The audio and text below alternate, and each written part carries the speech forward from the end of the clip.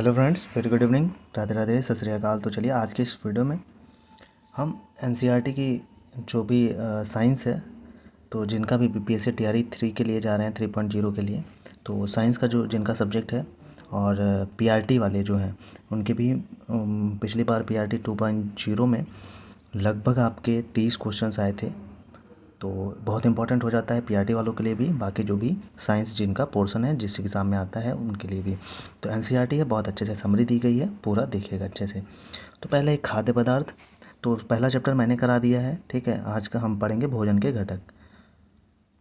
तो खाद्य पदार्थ की बात करें तो खाद्य पदार्थ क्या होता है, तो खाद्य पदार्थ दो तरह के होते हैं, एक मनुष्य के लिए होते हैं और एक जानवरों के लिए होते हैं। तो एक किसके लिए होते हैं, एक एनिमल्स के लिए होते हैं और एक हम इंसानों के लिए होते हैं, ठीक है। वहीं बात करें तो जो पदार्थ कुदरत ने मनुष्य के लिए बनाए और मानव शरीर जो हजम कर पाता है और जिसमें सारे खनिज मिलते हैं, वह खाद्य पदार्थ है। तो जैसे जो भी फूड वगैरह हम लोग जो हमारा शरीर है, बॉडी है, जो पाचन क्रिया है वो डाइजेस्ट कर ले और जिसमें सारे उसमें जो मिनरल्स वगैरह हैं वो हमें मिल जाए, तो उसे हम खाद्य पदार्थ बोलते हैं। वहीं प्रत्येक व्यंजन एक या एक से अधिक प्रकार की कच्ची सामग्री से बना होता है जो हमें पादपों या जंतुओं से मिलता है। तो हर एक भोजन भाई किसी न किसी रॉ मटेरियल से बना होता है, किसी कच्ची चीज़ों से बना होता है।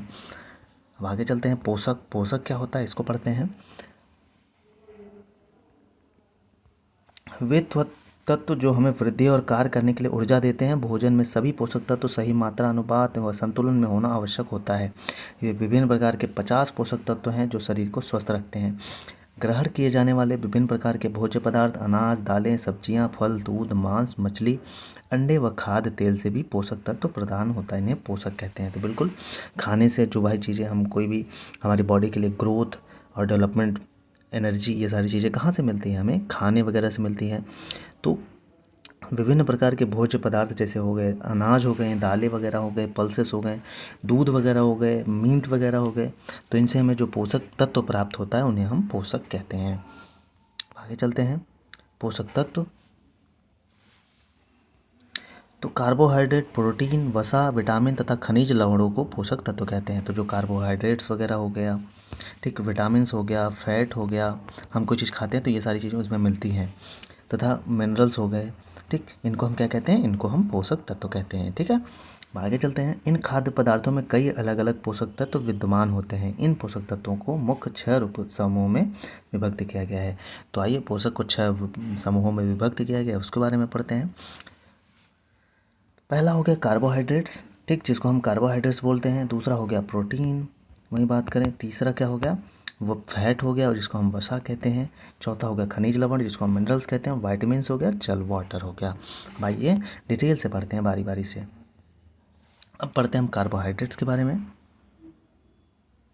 तो कार्बोहाइड्रेट्स, भोजन में कार्बोहाइड्रेट्स मोनोसैकराइड्स, डाइसैकराइड्स एवं पॉलीसैकराइड्स के रूप में पाया जाता है। तो जो कार्बोहाइड्रेट है हमारे फूड में किस रूप में पाया जाता है, तो हमारे फूड में पाया जाता है मोनोसैकराइड्स के रूप में, डाइसैकराइड्स के रूप में, पॉलीसैकराइड्स के रूप में पाया जाता है।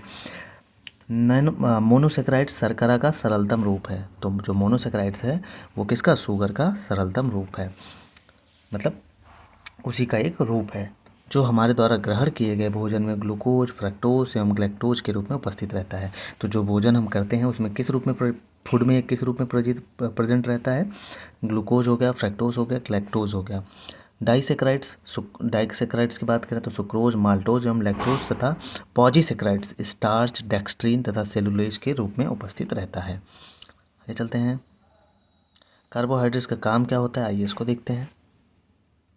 कार्बोहाइड्रेट्स आहार हमें ऊर्जा प्रदान करता है। वही बात करें तो आहार में इसकी कमी होने पर ऊर्जा की कमी हो जाती है। तो अगर हम इसको कम मात्रा में लेते हैं तो हमारे अंदर एनर्जी की कमी हो जाती है।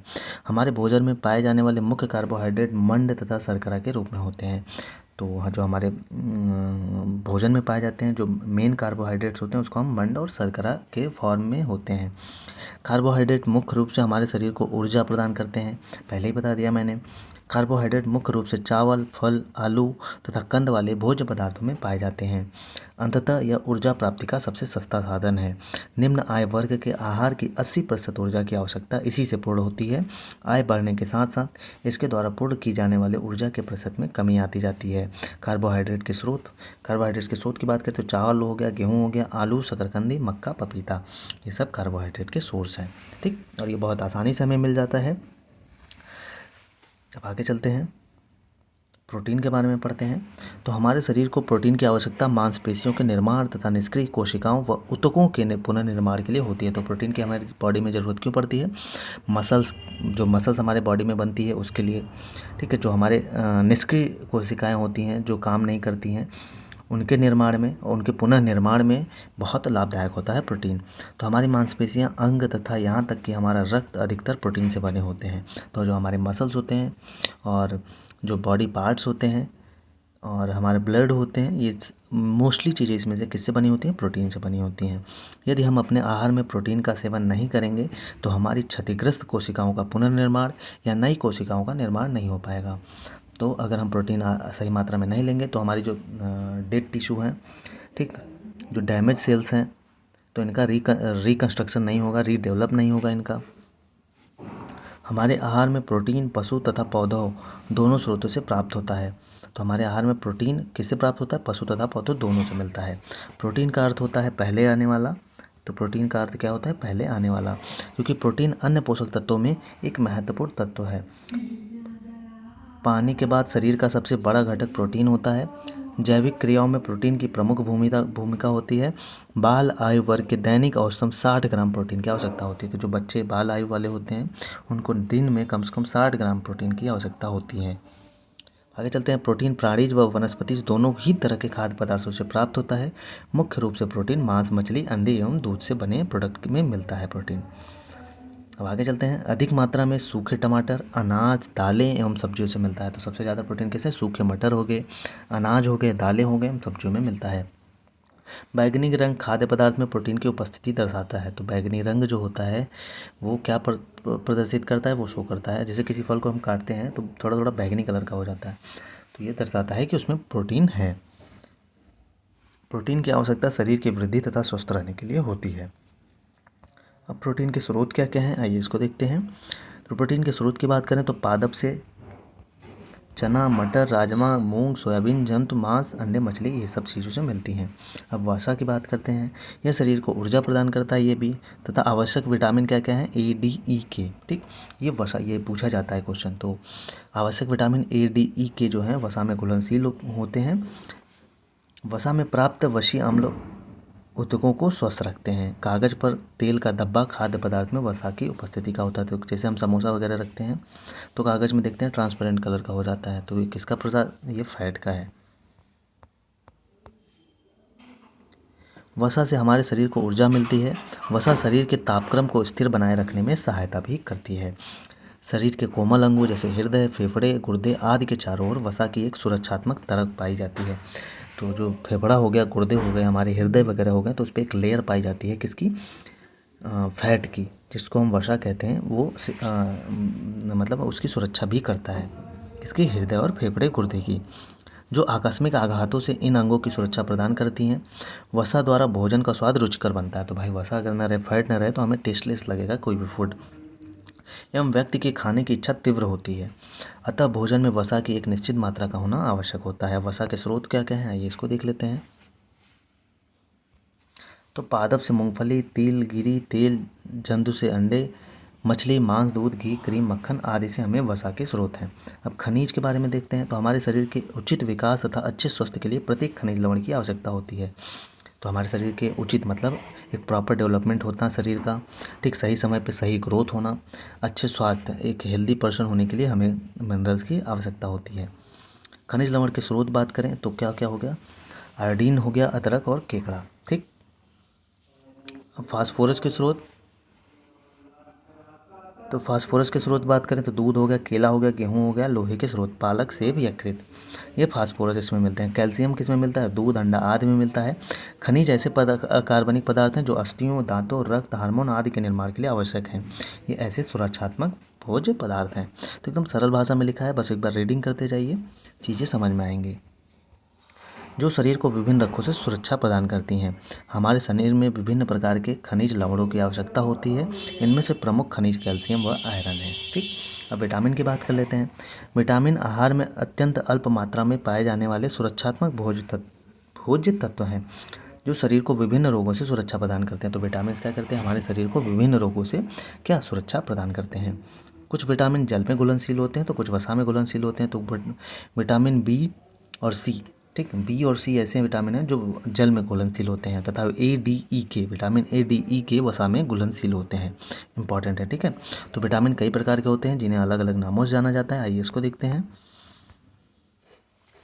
कौन कौन से विटामिन हो गए? विटामिन ए हो गया, vitamin B, vitamin C, vitamin D, vitamin E, vitamin K नाम से जाना जाता है। विटामिनों के समूह को विटामिन बी कॉम्प्लेक्स कहते हैं। तो जो ग्रुप ऑफ विटामिन्स होते हैं उनको क्या कहते हैं? विटामिन बी कॉम्प्लेक्स कहते हैं।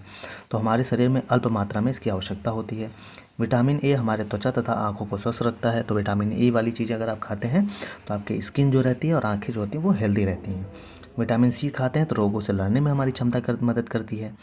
विटामिन डी हमारे हड्डी और दांतों के लिए बहुत उपयोगी होता है।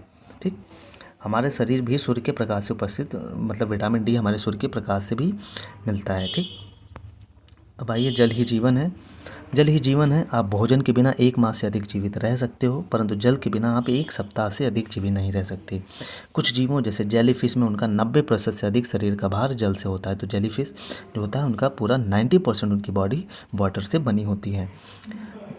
मानव शरीर में लगभग 60% जल होता है। तो हमारे ह्यूमन बॉडी में कितना होता है? 60% पानी होता है। मस्तिष्क में कितना होता है? तो हमारे ब्रेन में 85% वाटर होता है। रक्त में 79% वाटर होता है। वहीं फेफड़े में लगभग 80% वाटर होता है। पृथ्वी पर जल चक्र के द्वारा प्राप्त होता है। जब समुद्रों, महासागरों, नदियों, तालाबों, झरनों का जल सूर्य की गर्मी ताप से गर्म होकर आसमान में जाता है, तब बादलों का निर्माण होता है और बादल से फिर बारिश होती है। तो जो हमारे समुद्र हैं, झील हैं, नहरें हैं, इनसे जब पानी सूख के सूर्य की रोशनी से ऊपर जाता है तो बादलों का निर्माण होता है, क्लाउड्स का, और क्लाउड्स का जैसे निर्माण होता है फिर वर्षा होती है। आगे चलते हैं। यह बारिश वृष्टि, बर्फ के रूप में, ओलों के रूप में या फिर पानी बारिश के रूप में होती है। तो या तो बारिश होंगे, या तो ओले पड़ेंगे, या तो बर्फ के रूप में गिरते हैं। पानी सभी जीवों के लिए आवश्यक महत्वपूर्ण विलायक है और पृथ्वी की सतह पर बहुत अधिक मात्रा में मिलने वाला यौगिक है। जल एक रासायनिक पदार्थ है जिसका रासायनिक सूत्र H2O होता है। जल एक अणु में 2 हाइड्रोजन के परमाणु सहसंयोजक बंध के द्वारा 1 ऑक्सीजन के परमाणु से जुड़े रहते हैं। अब फाइबर्स क्या होते हैं? आइए फाइबर्स को देखते हैं। रुक्षांश, जिसको हम हिंदी में कहते हैं रुक्षांश। रुक्षांश वनस्पति पदार्थ है जिसकी कोशिका भित्ति सेलुलोज से बनी होती है। तो इसकी जो कोशिका भित्ति किससे बनी होती है? सेलुलोज से बनी होती है। हमारे शरीर में इसे पचाने में वाले एंजाइम नहीं होते, फिर भी यह हमारे भोजन का एक आवश्यक अंग है। तो इसको फाइबर्स को पचाने के लिए हमारे बॉडी में जो है इम्पॉर्टेंट कोई ऐसा एंजाइम्स नहीं होते जो इसको पचा पाएँ, लेकिन फिर भी हमारे लिए बहुत एक इम्पॉर्टेंट पार्ट है हमारे बॉडी का। यद्यपि यह हमारे शरीर में पच नहीं पाता, किंतु यह अन्य पदार्थों को पचाने में सहायता करता है। ये खुद तो नहीं पच पाता, लेकिन हमारे जो फूड्स वगैरह हैं उनको पचाने में मदद करता है। हमारे शरीर को आहारी रेशों तथा जल की भी आवश्यकता होती है। आहारी रेशे रुक्षांश के नाम से भी जाने जाते हैं। तो हमारे बॉडी को भाई जो आवश्यकता होती है आहारी रेशों की, फाइबर्स की ज़रूरत होती है हमारी बॉडी को। रुक्षांश के मुख्य स्रोत फाइबर्स किस में मिलता है? साबुत खाद्यान्न में, दाल हो गया, आलू, ताजे फल और सब्जियों में फाइबर्स वगैरह मिलते हैं हमें। रुक्षांश बिना पचे भोजन को बाहर निकालने में हमारे शरीर की सहायता करता है। तो जो बिना पचे जो ऐसे भोजन है जो हमारे बॉडी में नहीं पचते हैं, उनको बाहर निकालने में क्या मदद करता है? रुक्षांश या फाइबर्स मदद करते हैं। जल भोजन में उपस्थित पोषकों को अवशोषित करने में हमारे शरीर की सहायता करता है। तो जो वाटर है हमारे बॉडी में जो इम्पोर्टेंट पोषक तत्व हैं उनको एब्जॉर्ब करता है। ठीक, यह कुछ अपशिष्ट पदार्थों के जैसे मूत्र हो गया, पसीने हो गए, इनको क्या बाहर एक्सक्रीशन करने में बाहर निकालता है। ठीक है, आगे चलते हैं। आहार क्या होते हैं इसको देखते हैं। तो ऐसा आहार जिसमें सभी प्रकार के महत्वपूर्ण पोषक तत्व जैसे कार्बोहाइड्रेट, विटामिन, खनिज, प्रोटीन और वसा आदि संतुलित रूप से मौजूद हों, उस आहार को संतुलित आहार कहते हैं। तो जिसमें कार्बोहाइड्रेट्स भी मिल जाए, विटामिन भी मिल जाए, खनिज भी मिल जाए, प्रोटीन भी मिल जाए, वसा भी मिल जाए, इसको हम क्या कहते हैं? संतुलित आहार कहते हैं।